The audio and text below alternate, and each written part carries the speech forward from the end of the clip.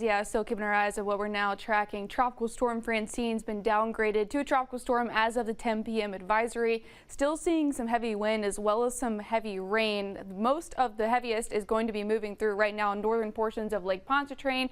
That's all heading into the North Shore near Mandeville, Madisonville, Slidell, all getting that really heavy rainfall. Seeing some really heavy rainfall rates was essentially just a lot of rain being dumped very quickly in this area, what's left of the remnants of the eye wall of Francine. So that's going to continue to move up towards the north. We do have that flash flood warning in effect all the way from Bay St. Louis, extending all the way towards Hammond and Killian.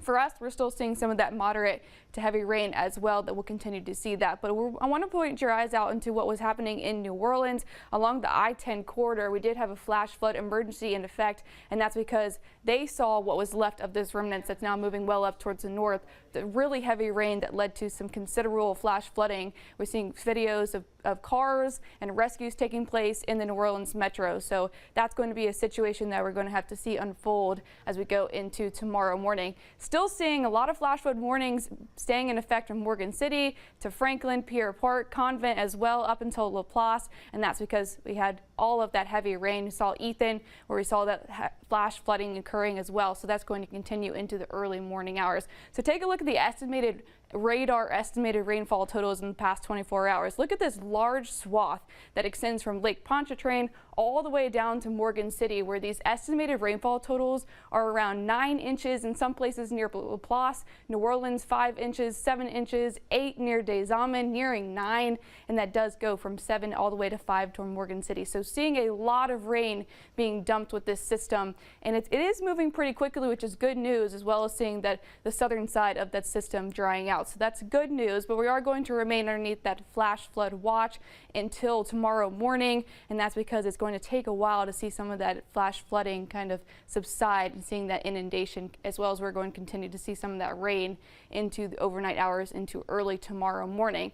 So here's the wind gusts right now. We did still seeing some heavy, some strong winds in New Orleans, 60-mile-per-hour gusts, Slidell near 40. Here in Baton Rouge, still getting 40-mile-per-hour gusts, as well as near Gonzales in those upper 30s. So still seeing those breezy conditions over in Opelousas, getting a bit less breezy in those 20-mile-per-hour gusts. So we are going to continue to see those breezy conditions. Now here's the latest update from the National Hurricane Center as of 10 p.m. has been downgraded into a tropical storm. Those sustained winds are at 70 miles per hour, and it has continued to track up towards that northeast, continuing into southern Mississippi, coastal Mississippi, going to see those impacts as well. We also saw the tornado watch be extended off towards the east. We're going to have to watch for some of those spin-up tornadoes.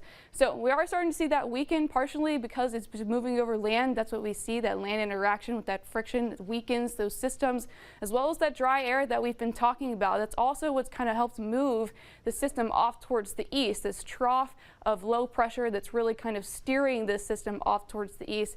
And so we're also seeing that dry air kind of get entrained, which is leading to the weakening of the system. So we'll time out the rest of what we could see in the next couple of hours. Next couple of hours, we are going to have to watch for that heavy rain continuing, as well as those strong winds. But once we get into the midnight hour, we'll start to see some of that dissipate.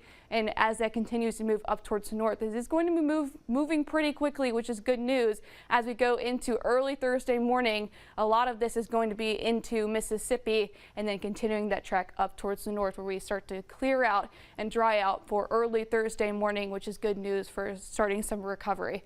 Here's a live look outside over downtown. That camera is still a bit shaking from those winds outside, and it is dark. But here in Baton Rouge, temperatures are in the upper 60s. Those winds are coming out of the north around 30 miles per hour, still gusting in those 40 miles per hour. So it is still breezy out there, as well as we're seeing that continuously lingering rain.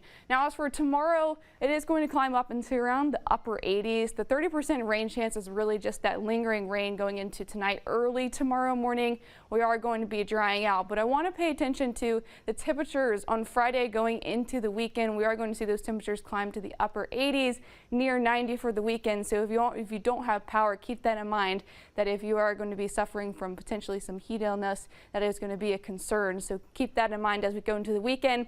And then as we go into the extended forecast, really keeping that typical summertime pattern for this time of year in the 90s, and then watching for those isolated rain chances, guys.